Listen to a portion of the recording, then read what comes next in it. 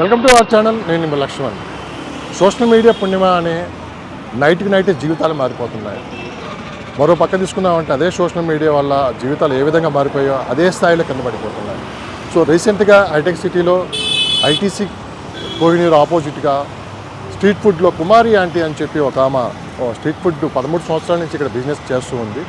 So 13 సంవత్సరాల నుంచి లేని ఫేమస్ ఒక్కసారిగా సోషల్ మీడియా పుణ్యమా అని గత 2 నెలల నుంచి ఈ ప్రాంతం రద్దీగా మారింది. ఒకసారి మనం ఇక్కడ చూసామంటే మరి కాసేపట్లోనే ఈ ప్రాంతం మొత్తం ఒక జాతరలాగా తలపిస్తూ ఉంటుంది. ఎందుకంటే గత 2 నెలల నుంచి ఇక్కడ చూసామంటే ఎక్కడెక్కడి నుంచో వచ్చి ఇక్కడ ఆమె ఫుడ్ టేస్ట్ చేయడానికి ఇక్కడ రావడం కూడా జరుగుతుంది.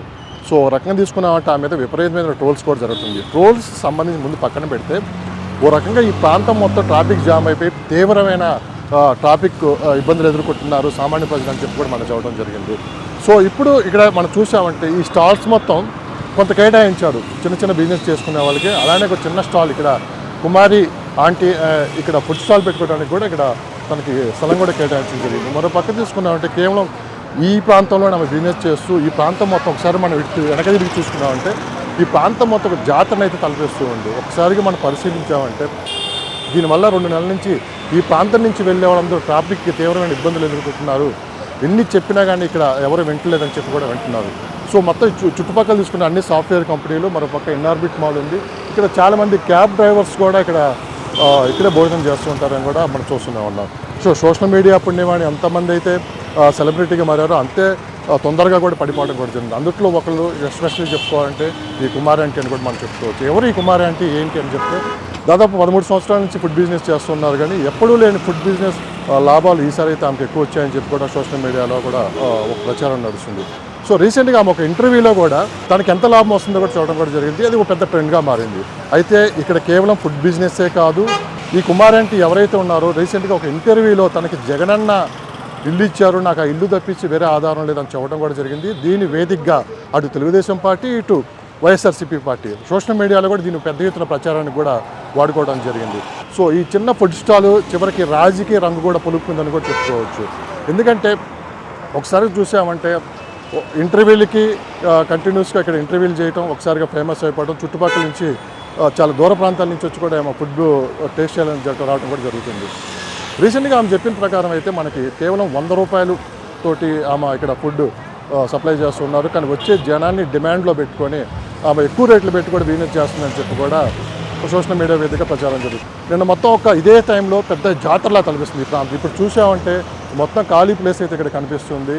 సో మొత్తం మీద పోలీసులు అయితే చాలా సీరియస్గా యాక్షన్ తీసుకున్నారు. సో ఒక పక్క ఆమె బిజినెస్ సైడ్ తీసుకున్నామంటే కొన్ని 100 మంది ఇక్కడ వెయిట్ చేస్తుంటే మాకు వచ్చే రోజుకి 1000 రూపాయలు డబ్బులు కూడా పూర్తిగా రేపు మేము కోల్పోబోతున్నామని చెప్పి కూడా వాళ్ళు సోషల్ మీడియాని పూర్తిగా తిట్టిపోస్తూ ఉన్నారు. ఎందుకంటే ఒకసారి మనం గమనించామంటే ఈ షాపులన్నీ గత 10 సంవత్సరాల నుంచి చిన్న చిన్న బిజినెస్ చేసుకునే వాళ్ళు ఇక్కడ పెట్టుకున్నారు.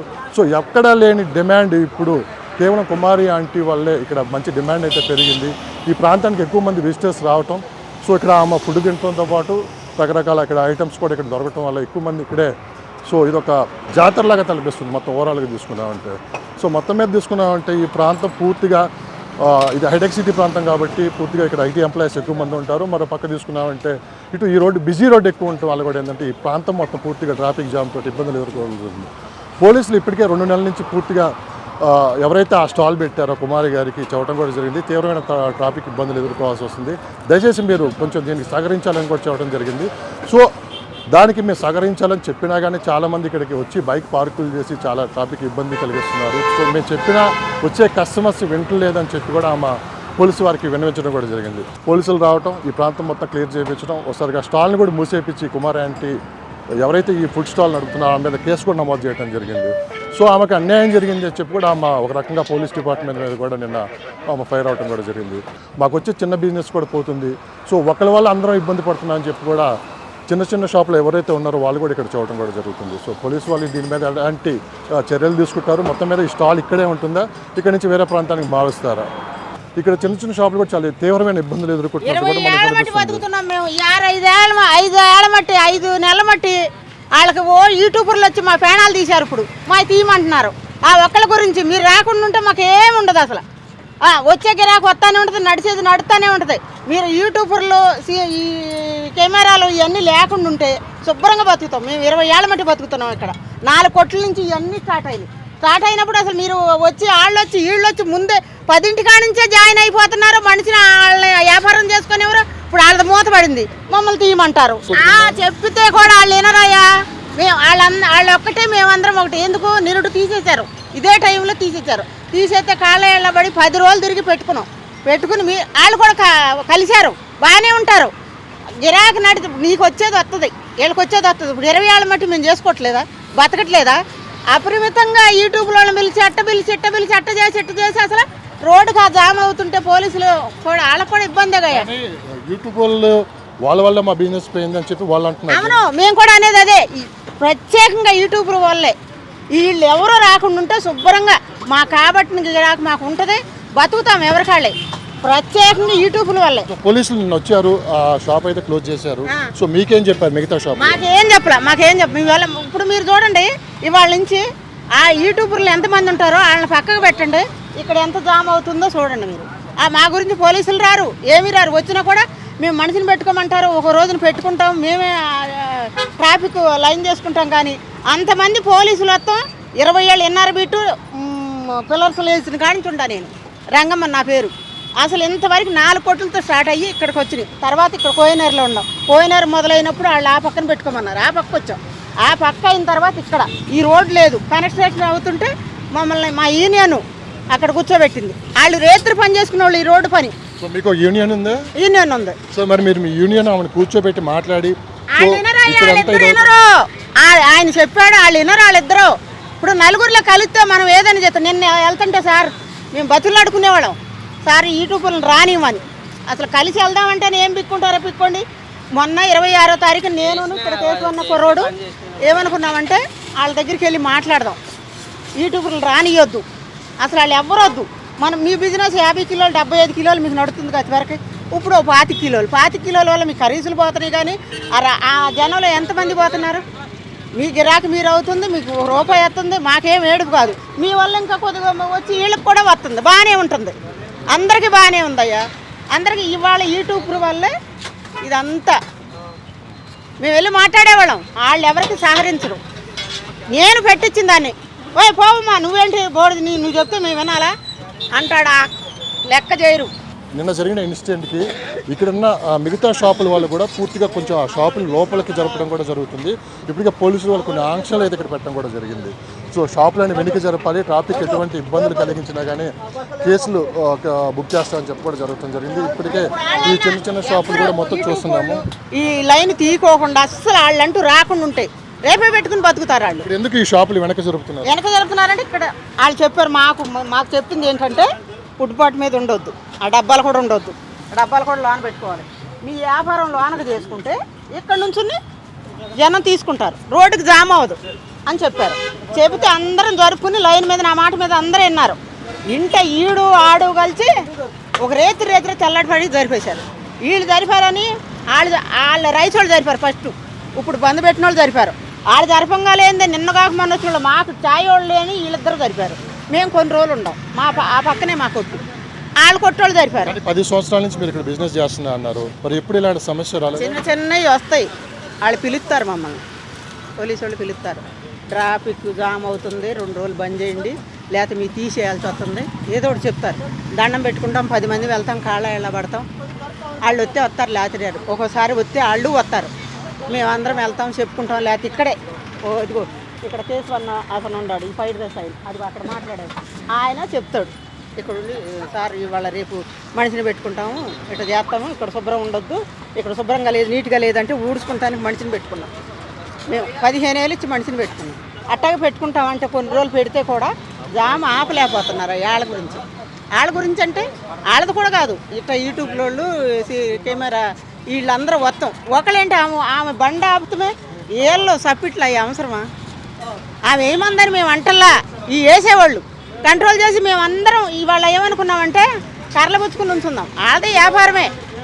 అసలు వాళ్ళని రానియొద్దు అనుకున్నామయ్యా, ఎవరిని యూట్యూబర్ని వెళ్ళి రానియొద్దని మేము అనుకున్నాం. మేము చెప్పకుండానే చేస్తాం, పెట్టుకుంటారు వాళ్ళు వచ్చి అంత సాల్వ్ అయినాక. ఆమెకు చెప్పవసరం లేదు కదా, వాళ్ళు మమ్మల్ని ఇప్పుడు సహకరించాలి కదా అందరినీ. ఇప్పుడు సో ఈ యూట్యూబర్స్ కావచ్చు, వచ్చే జనం కావచ్చు, వీళ్ళ వల్ల మిగతా షాపుల వాళ్ళు మీరు ఎలాంటి ఇబ్బందులు ఎదుర్కొంటారు? ఏమి ఇబ్బందులు ఏమి లేవు. ఎవరు వాళ్ళకి వచ్చినాక మిగలగా కొన్ని నడుపుకుంటున్నారు. బాగానే ఉంది, వ్యాపారం బాగానే ఉంది. వాళ్ళ వల్ల మీకు కొంత బిజినెస్ అవుతున్నట్లే. అవుతుంది కానీ సుఖమేముంది. తీసేస్తే 10 రోజులు చేసుకుంటాం అయ్యా బాగా బిజినెస్. తర్వాత వచ్చి పడేసిస్తే ఏటేళ్ళ కాలం ఎక్కడ చేసుకుంటాం? ఇప్పుడు మేము చేసుకోలేని పరిస్థితి. మనుషులు పిల్లల్ని పెట్టుకుని చేసుకున్నాం, మరి మేము ఎట్టిపోతాం? సో కేశవ్ గారు మనతో పాటు ఉన్నారు. ఏంటి కేశవ్ గారు, ఇక్కడ జరుగుతుంది నిన్న పోలీసులు రావడం, కొంత ట్రాఫిక్ ఇబ్బందికరమైన పరిస్థితులు ఎదుర్కోవడం, మిగతా షాపుల వాళ్ళు కూడా ఇబ్బంది పడడం జరిగింది. నా వాయిస్ గట్టిగా అండి.